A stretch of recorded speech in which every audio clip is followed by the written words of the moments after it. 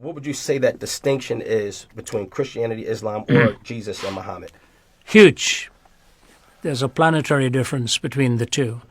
And again, such a misunderstanding that there's a uniformity in Islam and therefore it attracts them. My goodness me. Within the next generation, after the succession story, the emergence of the Sunnis and the Shias, and then you've got the Ahmadiyyas, you've got the Sufis, you've got the Druze, you've got the Alawites. They're all sects. Islam is as multifarious in its expression as the so-called denominations or abominations that we can see. It is simply not true that Islam is monolithic. But let me issue a disclaimer right from the beginning. When I talk about Islam, it's one thing. When I talk about Muslims, it's another thing. I'm sorry, real quick. What is monolithic? Monolithic meaning all saying the same thing. Okay. It's just the same story, same. It's just simply not true. There's a lot of diversities within them. The whole idea of the difference between the Shias and the Sunnis is the case of succession. Was it really the custom of Muhammad and the Hadith, or was it Ali who really was the progenitor of Shias? And so they even have different festivals and celebrate it. That's exactly what's going on right as we speak. The main force of Sunnah in Saudi over against the Shia in Iran. Now, one of my colleagues, Nabil Qureshi, is a Muslim convert. Nabil comes from an Ahmadiyya background. Their Ahmadiyya methodology was much more rationalistic and debate-oriented and so on. Why did he leave Pakistan? I talked to his father, who's still a Muslim. I said, why did you leave Pakistan and come to the United States? Persecution. Persecution of the Ahmadiyyas by the Muslims in Pakistan. So he comes to the United States to escape persecution from an Islamic culture. He joins the Navy here and for over 20 years has been in the U.S. Navy. Now tell me, which worldview has shown him more benevolence and kindness? His own worldview of Islam, where he was threatened, or here the world living under the Judeo-Christian orb and under its blessings, and they not only welcome him into the country, they put him in the Pentagon. He's working in the U.S. Navy. That alone tells you the world of a difference with which we live. And so when they say we don't really follow Muhammad, I'm not quite sure what they mean. They have to believe in him because the Quran is his only miracle, they say. So the revelation and the recitation of the Quran came from him. So when they say we don't believe in him, what are they saying? They don't believe in the Quran? If they don't believe in the Quran, then they're really not believing in Islam. They are creating their own sect in the process. He was given that revelation, and in that revelation, the last words of the Quran, really before he died, before Muhammad died, perish the Jews and the Christians, there shall be no two faiths in Arabia. The last words of Jesus, Father, forgive them, for they don't know what they're doing. World of a difference between the two philosophies and the two ways of thinking. Are there peaceful Muslims in this world? Absolutely. I grew up in India. I grew up in a Muslim community. Just across the road was entirely Muslim. I had my captain of the cricket team, Sultan Ahmed, was a Muslim. Were we getting along? Of course, peaceful. But is Islam itself a peaceful religion? That is precisely what is happening right now. They are killing each other because of this dissension as to whether Surah 5 and the other surahs are calling for the extermination of others. Where did beheading first start? It started after the Battle of Badr, where they were ordered to do some beheadings. So, are there peaceful Muslims in this world? Of course, and I know them. I speak in these countries.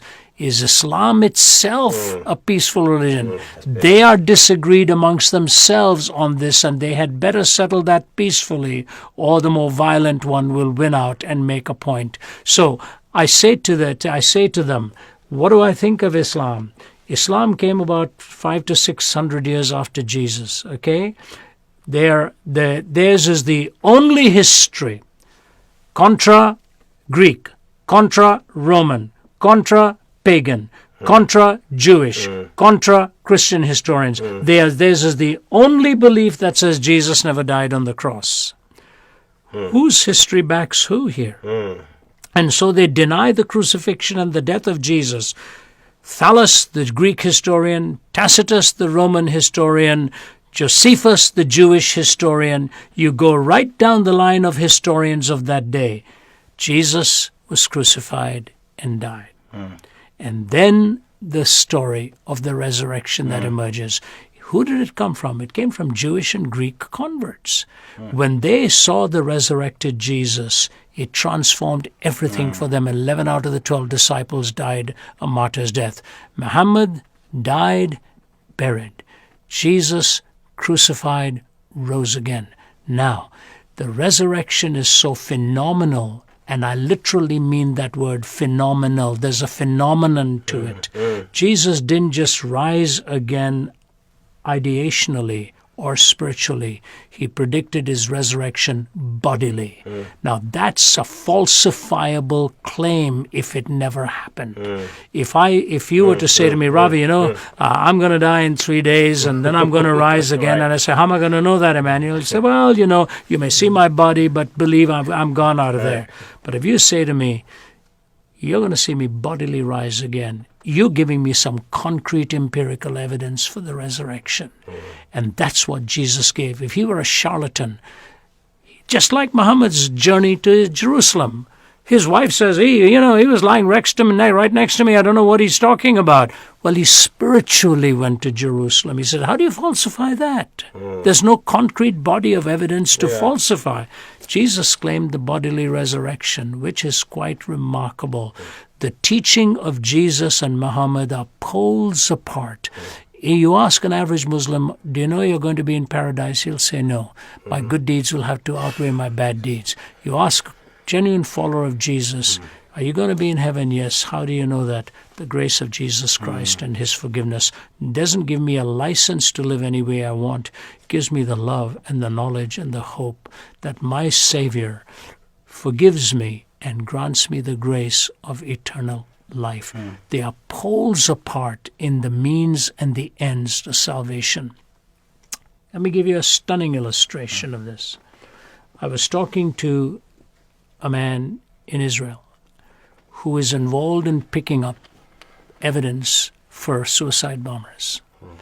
And he told me, he's not a Christian man, he's from the Jewish faith. He looked at me and he said, Mr. Zacharias, you're a very bright man. No, intelligent man, he said. He said, let me tell you something you don't know.